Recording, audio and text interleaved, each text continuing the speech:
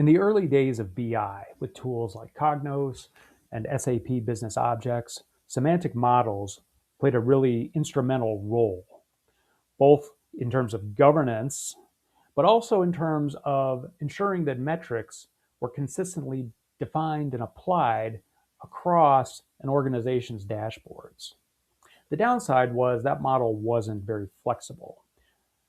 So enter self-service BI, where users now had more flexibility to be able to build their own dashboards, their own workbooks, do their own kind of independent analysis of data.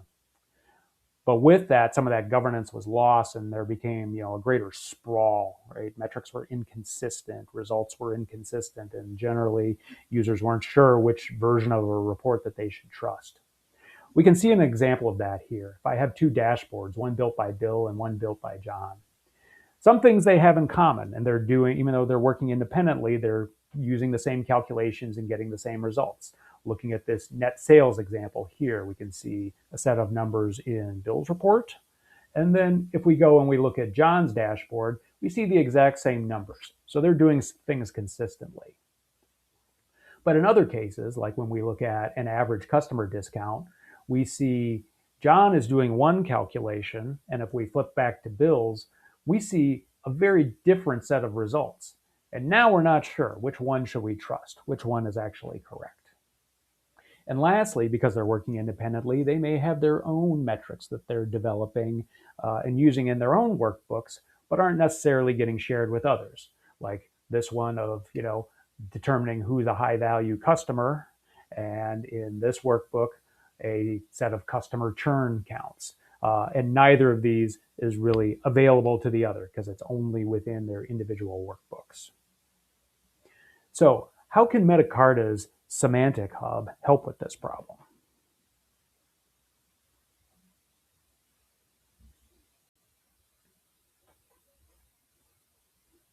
MetaKarta's Semantic Hub helps by letting you merge and integrate your BI assets into a single semantic model, which you can then take and deploy to your data warehouse and, again, begin to standardize and enforce some of that consistency again, whether you're trying to do that across AI or BI use cases.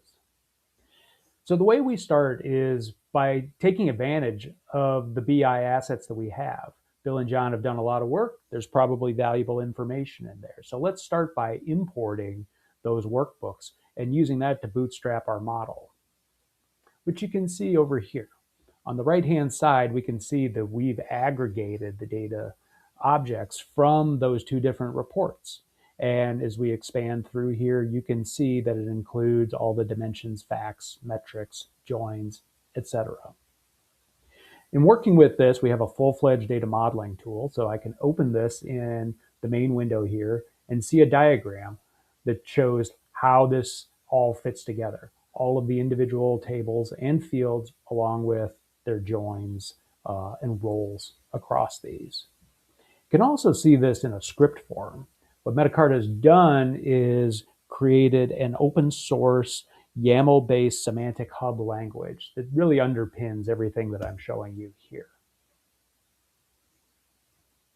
Now, if we look a little further into this, let's expand some of our facts here and see how this relates to some of the issues that I talked about before. You remember in our original reports, I mentioned that net sales amount was calculated the same between both reports. So when we look at that, what we really see is, even though it's coming from two different reports, we only see one net sales amount. And when we go into that, we can see they're both using the exact same expression in here. So this is how that consistency looks, right? We're able to normalize the fact that even though it starts off as two different fields and expressions, they're actually doing the exact same thing. So we can represent it once in our model. On the flip side of that, discount appears twice, because when we look at what's happening in those reports, what we actually see are two very different calculations. And this explains why our results were so different. In one, we see the correct calculation being applied, sales amount minus discount amount divided by 100. But if we go look at the second one, we see a different calculation. And this one's wrong. This is one that we actually, now that we see what's happening, we can decide which one is right, which one is wrong, which one do we actually want to preserve going forward. And then as we look at some of these others, we can also see in cases there may have been a little more complex logic going on, case statements, if then else logic, calculated fields. So we can see those things happening within the reports as well. So now we have a good idea of, kind of what we're starting with. Now, in order to create this model and be able to deploy it to Snowflake or one of several other platforms, what we need to do is correct these problems. All these problems are pointing out the fact that even though we know what the Tableau expressions look like, if we want to deploy this into Snowflake, we need to have a Snowflake equivalent. Now, fortunately, you don't have to go and manually edit the SQL to incorporate this. Within the platform, MetaKarta lets you connect to your LLM of choice. We support OpenAI, Anthropic, Gemini, so that to remove these problems, what you can do is go to your model, start editing, and say you want to convert those model expressions. And what that will do is kick off a background process that will look at the expressions that you have and suggest the Snowflake equivalents.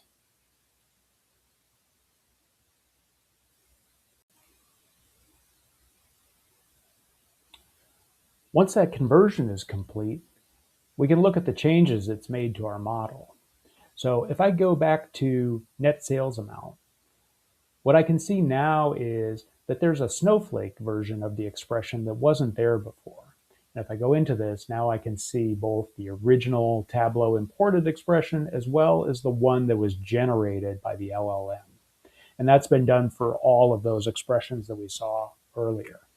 One thing to note, we've talked a lot about Tableau and Snowflake, but we're not limited to just those platforms. As you see here in the list of expressions and platforms that we support, MetaKarta will support both Snowflake semantic views as well as deployment to Databricks, Oracle Analytics views, and other BI tools as well, including Power BI and DAX expressions and Cognos as well.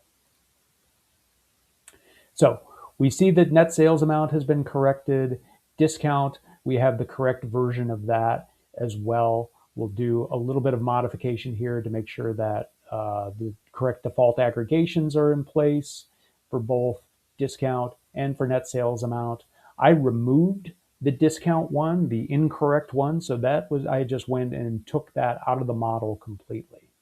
And it's worth noting that when you are adjusting these, you are not limited to just what Tableau imported or what the LLM suggests in terms of expressions. You can continue to enhance this in a number of ways, right? I could update the name of this particular fact to make it clearer so people understand it's a discount rate, to prevent people from misusing it when they use it in other use cases. But they can also create entirely new tables as well as new dimensions, facts, metrics, and other elements in here as well. So this is really a full-fledged modeling tool. So you can design the semantic model that you want for the use cases that you need. And right, you're not just simply passing through data assets that already exist. Now, once we save that, we can see that all of our problems have been cleared from the window. Now we can move on to the next step. We want to take our finished model and we want to deploy it. First, we're going to deploy it to the data warehouse, the semantic layer of the data warehouse, which in our case, we're talking about Snowflake and specifically semantic views. Once we've deployed it there, now we know that our metrics and our model are defined consistently and they're deployed in a place where we know it can be enforced. Now, if you have AI use cases, then you can immediately take advantage of Cortex Analyst in Snowflake and begin using the semantic views there.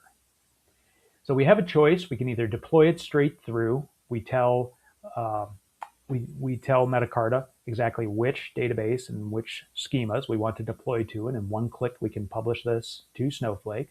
Alternatively, we could download it, where this would generate a DDL that you could download, you could review it, and then manually publish it.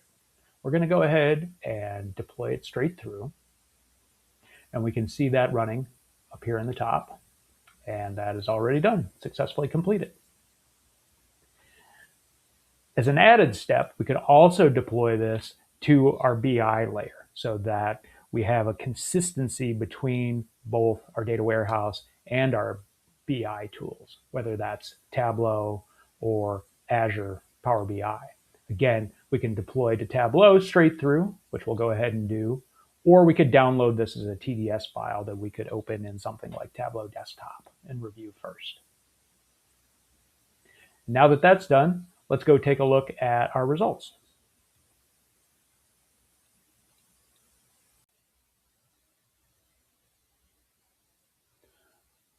We'll begin in Snowflake. So after deploying that semantic model, we can go into our Snowflake database and schema and actually see that that model that we defined in MetaKarta is now available as a semantic view. So when we said deployment, what's really happening is we're taking that model that we built and compiling it into the SQL that's needed to create a view. So here we can see Snowflake's semantic view definition that includes the tables, the relationships, all of the facts, all of the calculations that we provided, as well as metrics. So all of that was created in that deployment step where we compiled it and put it into Snowflake's model. Now, because it's here, we can begin using this for AI use cases.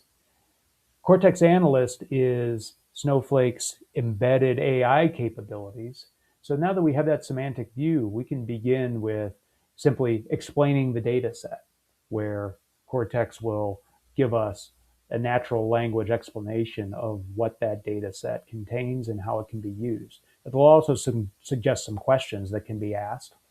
But what I'd like to do is verify that it's producing the same results that I saw before. So if I come in here and just ask the question, what were net sales for customers with gold status? Cortex will take that user-generated question, interpret it, translate it into the appropriate SQL, and give you the answer back, along with showing its work.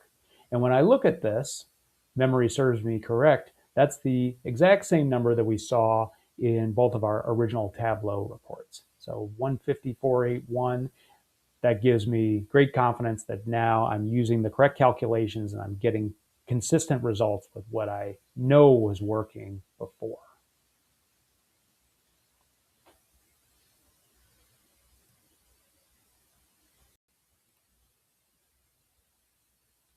Finally, I'll take a look in Tableau, where I can see that same model is now available in my Tableau project. And so I can also begin creating workbooks using this data source. And I will see the same fields, the same metrics, the same calculations available to me here. So I can create new dashboards against this. And again, just for validation, if I want to recreate the same numbers using customer status and net sales,